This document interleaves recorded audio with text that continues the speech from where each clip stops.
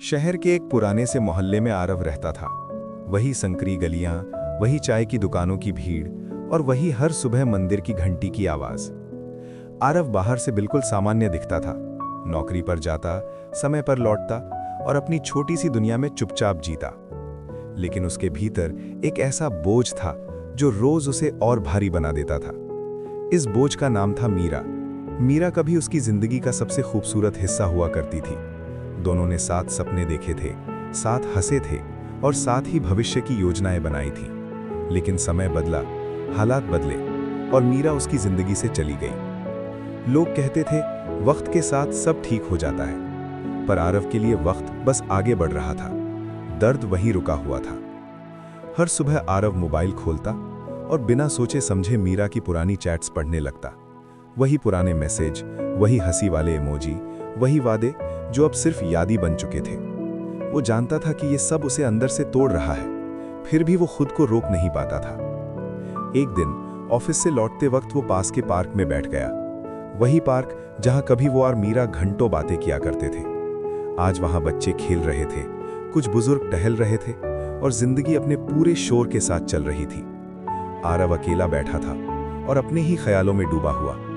तभी उसकी नजर एक बूढ़े माली पर पड़ी जो सूखे पत्ते झाड़ू से साफ कर रहा था। वो बड़े ध्यान से एक एक पत्ता हटाता जा रहा था। आरव उसे देखने लगा। कुछ देर बाद आरव खुद से ही बोल पड़ा, ये सूखे पत्ते रोज ही गिरते होंगे, फिर भी आप रोज साफ करते हो? माली मुस्कुराया और बोला, अगर मैं इन्हें यूं ही पड़ा रहने दूं तो नए पत्तों के लिए जगह ही नहीं बचेगी। ये बात आरव के दिल में कहीं गहरी उतर गई, लेकिन उसने कुछ नहीं कहा। वो घर लौटा, पर उस रात उसे नींद नहीं आई। बार बार माली के शब्द उसके दिमाग में गूंजते रहे, नए पत्तों के लिए जगह बनानी पड़ती है। अगले दिन उसने फिर वही किया। पुरानी चैट्स पढ़ी, पुरानी तस्वीरें देखीं और खुद को फिर से उसी दर्द में डुबो लिया। लेकिन इस बार एक फर्क था। अब उसे एहसास हो रहा था कि वो खुद ही अपने जख्मों को रोज कुरेद रहा है।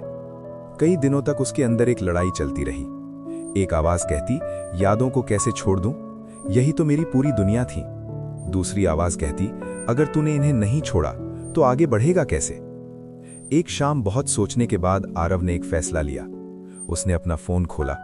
मीरा की चैट्स, उसकी तस्वीरें, वो सारे पुराने मैसेज। उसकी उंगलियां कांप रही थीं। डिलीट बटन दबाने से पहले उसकी आंखें भर आईं। उसे लगा जैसे वो अपनी जिंदगी का एक हिस्सा मिटा रहा हो। लेकिन उसी पल उसे माली की बात याद आ गई, नए पत्तों के लिए जगह बनानी पड़ती है। धीरे से उसने डिलीट कर दिया। फोन की स्क्रीन साफ हो गई। कमरा वही था, जिंदगी वही थी, लेकिन आरव के अंदर कुछ बदल चुका था। दर्द पूरी तरह गया नहीं था, पर अब वो दर्द उसे जकड़ कर नहीं बैठा है। अगले कुछ दिनों में उसने महसूस किया कि वो हल्का महसूस कर रहा है।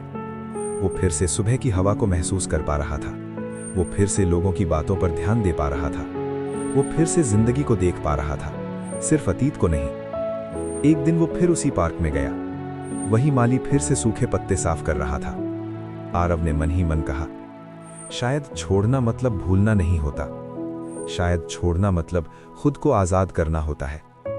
उस दिन आरव समझ गया कि छोड़ देना कमजोरी नहीं है। छोड़ देना वो जगह बनाना है जहां नई खुशियां आ सके। छोड़ देना वो साहस है जो इंसान को फिर से जीना सिखाता है। और यहीं से आरव की जिंदगी में एक नई शुरुआत हुई, बिना पुराने बोझ के, बिना बेवजह के दर्द के और एक हल्के खुले दिल के साथ। क्योंकि कुछ चीजें पकड़कर रखने से नहीं, बल्कि छोड़ देने से जिंदगी आसान होती है।